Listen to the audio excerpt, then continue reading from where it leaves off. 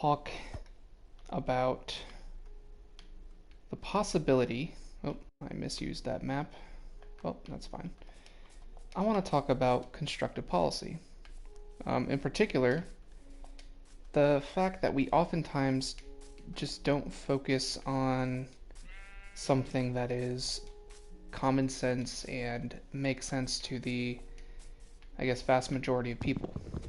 It seems like lately people have been gravitating towards extremes, and I'm concerned about that. Now, I speak at least for the experience of my own country, but you might see this in many other countries besides America. And so, what I want to see is, for at least for America, to get back to a sense of this approach that focuses on just what works, right? Why are we focused on ideology? It's much better if we just focus on what works. And you can look to history to find what may work, what may not work. And, kind of going through my own thoughts on this, I've sort of settled on a couple key things. And one is you really need to focus your country on having a sense of unity, right? And this is what this unity is going to be called. We'll call it a civic nationalism. Now, nationalism is that ugly word, right? People hear the word, they think ethnic nationalism. They think Hitler. They think, think of any sort of racist government in history. And not just racist, but genocidal even. And that's, of course, that's what we call ethnic nationalism or ethnic extremism, taken to its worst form. And you can see ethnic extremism even today, not just in America, but you see it in other countries as well for their own given situation. There's no need to kind of list out every single country that may have this issue. And it's going to be at various degrees from country to country. So why civic nationalism, or what exactly is that? Why even talk about this? So civic nationalism is this idea that the people, the polity, the citizenry, come together to form that common government, and they have these common values that they have with one another. And it's not like they have like these extreme beliefs or anything like that. No, it's just, for example, maybe they believe in a limited government society. And so they're very big on at least everybody who's a member of the nation having those values. I think France is pretty big on this. Don't hold me to that, but I'm pretty sure they're one of those. America is at least another example that I would say, at least traditionally, has been kind of like that. Whether or not it's always like that, I don't know. And that's one way. So it essentially says, even though you have people of various divergent backgrounds, you come together and you form one nation. And you really have to ensure that the education system, which, yes, should help you grow as an individual, but in the same way, it should help you to be a responsible citizen. At least that's the role that the social studies element should play when you look at education. So that's one element that I think we should focus on for a constructive policy in any country. The next one is going to be some type of social market economy, right? In other words, a mixed economy, but a little more specific. What economic viewpoint do I personally see the world through? And I'll have to be honest with you, I've moved around quite a bit over the last 12 years since I've been interested in politics. And at least as of the moment, I have decided on, or discovered, I guess, this viewpoint of, now they called it the American system, right? The American system was originally envisioned by Alexander Hamilton, and I'm not interested in this because of, the fascination over Alexander Hamilton that came about as a result of the musical. Um, that's I'm always glad if people take an interest in history as a result of a musical, but it's really worth looking at some of those ideas. And some people that are already at least a little bit aware of that and steadfastly opposed to that, maybe on the basis of libertarian principles, that's fine. But one of the things about the American system of economics is that it did help build up America's infant industry, right? And that's in fact what they call the infant industry argument. That those sort of policies have been beneficial. Let me make a chess as well here. Have been beneficial in making. I think I need to make some tools here. That those. Let me figure out what my train of thought here. Yeah, so that the American infant industry argument is essentially like if you ensure that you have the resources of the government going to help private individuals help build up their businesses, right? Whether it's banks or infrastructure or ensuring that you have trade policies that help benefit domestic industry and don't benefit the, maybe foreign businesses that come in and try to take advantage of your land or resources. You very much have to protect your natural resources. Nothing wrong with having foreign investment, but there's a line, and you have to know what that line is. And so that's the purpose of tariffs, is to ensure that your own country's industry is not so bad. I need to build. Why can't I build? Oh, I need sticks. How do I make sticks? I don't know. There we go. Okay. Made some sticks, and now I got 2 swords, 2 axes, 2 of those. And just make 1 more of those and 1 more of those. Okay, great. It's dark, and we're about to see monsters, so let's just go ahead and I think.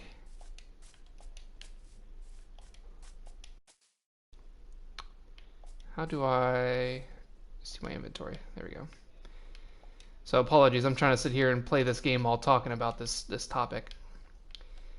So yes, you have a variety of perspectives that kind of come with that. And it's not just Alexander Hamilton. He was just kind of like the first one who talked about that, right? You had this same idea that was expressed with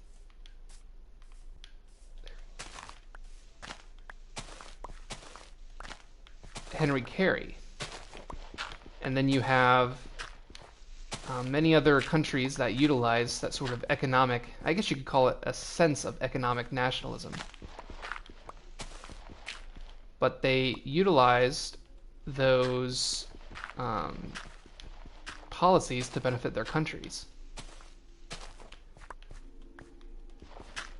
And there's nothing inherently wrong with economic nationalism.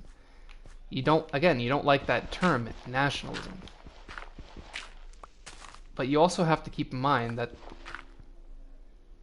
ultimately you are responsible for, I'm just going to sit here until it's daytime and just talk about this. So you're ultimately responsible for building up your nation's economy, right? And if your economy is bad, well, ultimately they blame the politicians. So it's not unreasonable to expect the government to assist. Now, pause. There is a bit of an issue. you could potentially have a society where you have a corrupt government that is benefiting maybe one business, shelling out loads of taxpayer money, and everyone is feeling like they're getting shafted, right? They have this corrupt government, and there's cronyism, there's ties all around. You do need to have a transparent system when you look at this. So that's something that you have to consider. Um, you ultimately do want to still have that mix. You do still want to have private economics. You don't want to have everything owned by the government, because there's a lot more innovation. Although government can innovate as well. Um, you have a lot more sort of individual drive when it comes to that sort of private system. But ultimately, you do need to be concerned about your country's economy and your economy, your nation, the government, right? The people as a whole should be interested in their government, their state doing well economically. So, the American system, you've seen a lot of countries that will utilize those policies to maybe rapidly improve their own country.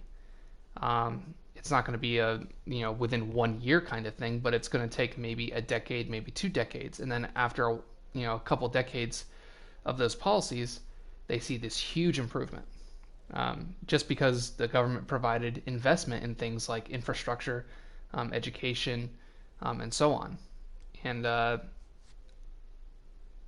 third big plank, so we talked about civic nationalism, we talked about the American system of government, or I guess you could also call it economic nationalism. But then we also got to look at what is your policy when it comes to other countries, right?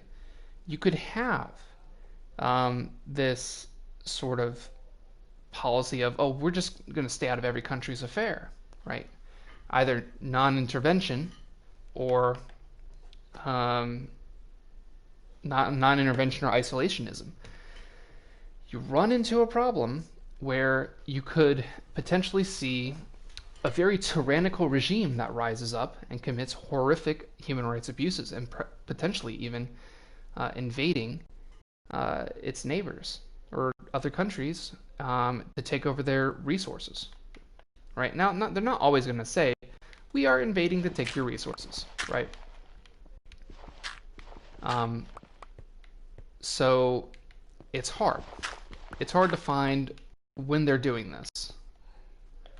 But you need to still be cautious. So what is the correct foreign policy approach? Well, there's a couple different options that people will talk about. And one is realpolitik, right? Ultimately, you focus on what benefits your nation. And there's a variety of ways that could be interpreted, a variety of ways you could look at realpolitik. I worry primarily that if you focus so much on what benefits your nation, maybe they focus only on the short term. Hey, in the short term, we helped this person who was also kind of against this other person, and it benefited us in the short term. But in my opinion, you have to look at the long-term benefits to your country. And the long-term benefits to your country, if you're a democratic nation, is that you build up alliances with other democracies. So I don't think realpolitik is typically associated with that. Now, liberal internationalism is typically associated with that. However, I caution here, because liberal internationalism could be interpreted in a wide variety of ways as well. It could be interpreted as sort of also like neoconservatism, where it's like you justify the invasion of other countries and so on. In some cases, war is a justifiable policy, right? I don't think anybody can look back at World War II and say going to war against Hitler was wrong. And there's other examples that I'm sure you could look at. But when it comes to this idea of liberal internationalism, you obviously can't also get involved in every single conflict. So you have to look at it as like there's a variety of tools at your belt, right, as the government, towards ensuring a democratic future. Because at least in my mind, what is that ideal future? And in my mind, that ideal future is something like, building the worldwide federation, right? Worldwide democratic Republican federation that is secular in character and ensures that there's human rights respected worldwide. Anyone who is harming ethnic groups, harming it or targeting an ethnic group specifically, or taking away civil liberties, right? That can be addressed, right? It's something that could be dealt with and has jurisdiction of maybe some kind of international court. And I can already hear, well, maybe those people who were on board with me when it came with the economic nationalist comment, they're down with this. Well, here's the thing about economic nationalism. Support your own country, yes. That doesn't mean that you should say every other country we shouldn't support. I don't believe in that. So, I guess if I had to reformulate these constructive views, right? Because so far I've been kind of looking at the past. If we sort of take all of those and reformulate them into something that moving forward is constructive and helps build alliances and helps build societies and brings together our various cultures. Civic nationalism, okay, potentially. But how about we look at like I don't know the exact term for it, but a civic democratic alliance. I'm not sure how you could really word that, but essentially democracy is your nationalism, if that makes sense. That you firmly believe in the secular democratic republic, that ideal, and the ideal that human rights are respected, right?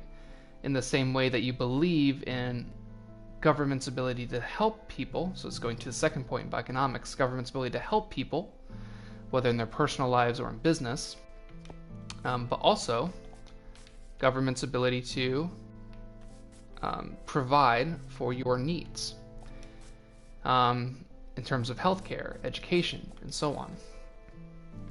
And then finally, in terms of building that alliance, well, we already have a civic democratic sort of sense of nationality, and now we're going to go ahead and build a strong alliance that tries to grow itself, right? You're trying to grow this democratic alliance, and you do that by encouraging democracy worldwide. How is that achieved? Well, you can achieve it through a variety of ways, right? You have good faith alliances with other countries. You work with each other. You probably shouldn't be trading with countries that have a horrible human rights record, horrible current human rights record. If they're engaged in the ongoing persecution of some ethnic group, or if they're engaged in the taking away of civil liberties, if you are a democratic nation, maybe in the short term it would benefit you to trade with them, but in the long term, you're essentially giving away a lot of resources and a lot of standing to that country, and they can ultimately, bite the hand that fed them, if you will. So you have to be cautious, right? Ultimately, in the end, you need to have a you need to have a country that is always focused on sort of that democratic nationality, the democratic economy, and building up a democratic alliance, right? Use a lot of the, oh hey, where'd this guy come from? Use a lot of democratic terminology there, so I don't know how much of that maybe is understood by everyone, but those are my thoughts. I'm just wanting to kind of get those out of my head and get them out there. I ultimately believe that we should focus more on infrastructure, because right now, like, you see at least in America, we don't really focus on infrastructure very much. You have some countries that have very good rail systems, very good metro systems, and I don't think America really has a good system when it comes to those sort of things. It could be loads better. So, that's always one of my concern is I worry, I guess, about um, us getting left behind while other countries surpass us. So, those are my thoughts, right? Just for now.